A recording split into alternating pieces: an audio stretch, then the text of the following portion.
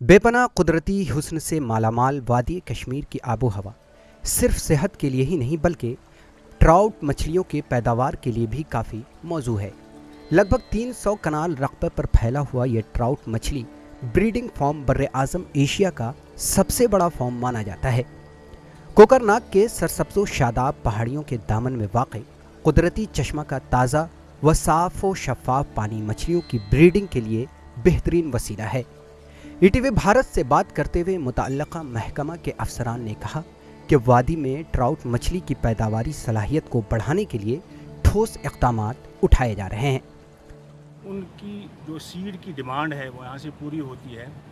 तो इसके अलावा जो है इस साल हम जो है यहाँ पे इस सीड प्रोडक्शन में फिर इजाफा करने जा रहे हैं। हमें काफ़ी डिमांड है। डिपार्टमेंट ने मैनी हैचरीज़ बनाई हैं ऑल ओवर स्टेट, यानी हर डिस्ट्रिक्ट में हम कोशिश कर रहे हैं कि हर डिस्ट्रिक्ट जो है सेल्फ सफिशिएंट हो जाए सीड प्रोडक्शन में।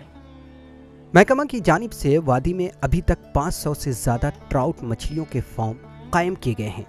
हर बरस अक्टूबर ता फरवरी दरमियानी मौसम के दौरान इन मछलियों को बीज देने का वक्त होता है। ट्राउट मछलियों की पैदावार को फ़रोग़ देने के लिए मुतअल्लिक़ा महकमा की जानिब से सेंटर की साख्त को बहाल करने की कामयाब कोशिश की गई है। ज़रूरत इस बात की है कि ट्राउट मछलियों के तहफ़्फ़ुज़ को यकीनी बनाने के लिए ठोस इक़दामात उठाए जाएँ। हमें जो यहाँ तक हमारी रिपोर्ट्स है हुई अच्छा खासा मुनाफा कमा रहे हैं और डिपार्टमेंट का बैकअप ही हम सीड भी उनको मुहैया रखते हैं और फीड भी मुहैया रहती है। जो ऑफिशियल नए जो फ्रेश रिक्रूट आते हैं उनको यहाँ पे ट्रेनिंग दी जाती है तो ताकि वो अपने अपने डिस्ट्रिक्ट में जाके कंट्रीब्यूट कर सकें। 2 वेराइटीज़ है यहाँ पे, एक तो ब्राउन ट्राउट है, दूसरी ये है रेनबो ट्राउट। कल्चर जो की जाती है खासकर कोकरनाग में यहाँ पे वो रेनबो ट्राउट है।